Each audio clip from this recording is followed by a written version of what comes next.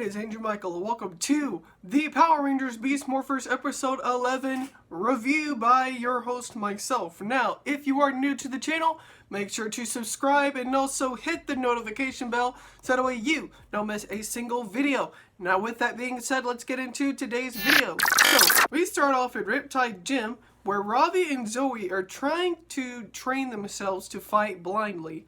Now, how exactly this ties into the episode, I'm not really sure, but as they are training to use their instincts to sense Devon, who is also training them, they finally got to spar with him. And then when they get done, Ben and Betty bring him a VR reality headset. Yes! So even in Power Rangers, virtual reality headsets are a thing. And I'm pretty sure a couple of my friends over there are also going to like that. Betty puts on the VR headset, and of course, she can't see anything, but then when she puts it on, she sees like a wave and everything. She's having fun. Then she sees a big shark and falls, and well, as you can see, she broke it. So that's going to make Devon mad. Of course, it would for anyone else. Then we get to the fight. Nate and Steel are fighting Blaze when they see him, and the Rangers have a fight, and Blaze doesn't see Devon coming. And Devon breaks the Robotron maker. Oh no, we're not going to have any more Monsters of the Week. Don't worry, they'll fix it in this episode.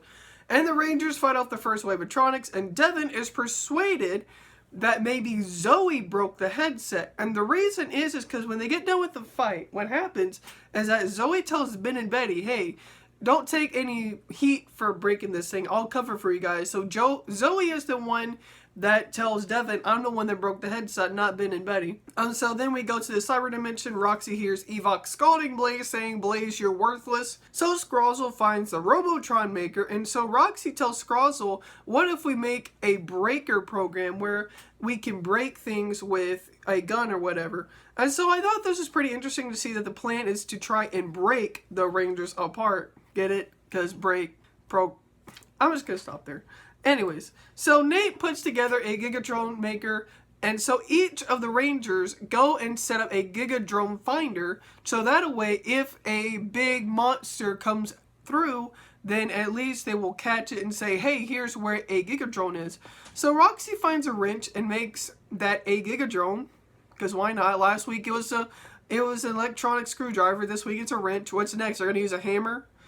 So except this Gigadrone destroys stuff as usual. And so the Gigadrone hits one of the Gigadrone finders that Zoey sets up, which as you can see that's going to play into the distrust a little bit.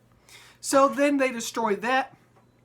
And then they fight the Monster of the Week again, and then they go back to base. But then when Devon and Ravi and I think Nate went back to base, they saw that the Gigadrone finder, the Gigadrone finder that Zoey had set up was destroyed, and Devon is believing that they didn't set it up in the first place, and so he doesn't think Zoey is doing her job because, of course, Devon found out that Zoey lied to protect Ben and Betty, so Devon is a little heated about that.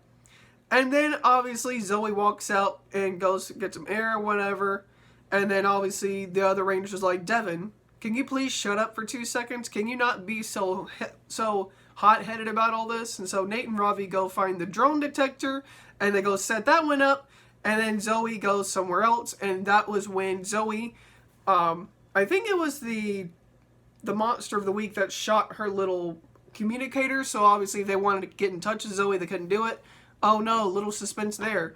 So the others set up the Gigadrone maker, but the Gigadrone destroys the weapons. It got destroyed. And before the break, guess what they aimed the gun at? That's right, Steel, because it had shot Steel, he would have gone to pieces. That we knew that was not going to happen. And so, this was before the break, and I thought this was interesting because instead of Devon being mad at Ben and Betty, like any respectable person would have, he didn't realize that Zoey was the good guy in the situation because Zoey was protecting Ben and Betty, and yet Ben and Betty got zero heat for it, and so I thought that was kind of weird how they wrote that in.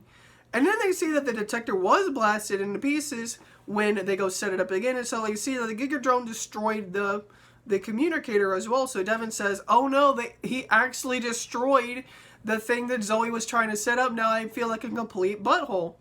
And so Zoey comes into contact with Roxi and the other Gigadrone, And so to get out of the way, Zoey uses her power move, which just like we saw in episode 10 last week, anytime a ranger uses a power move, it sends something to a communicator, which you can see right here, that gets sent to Scrozzle.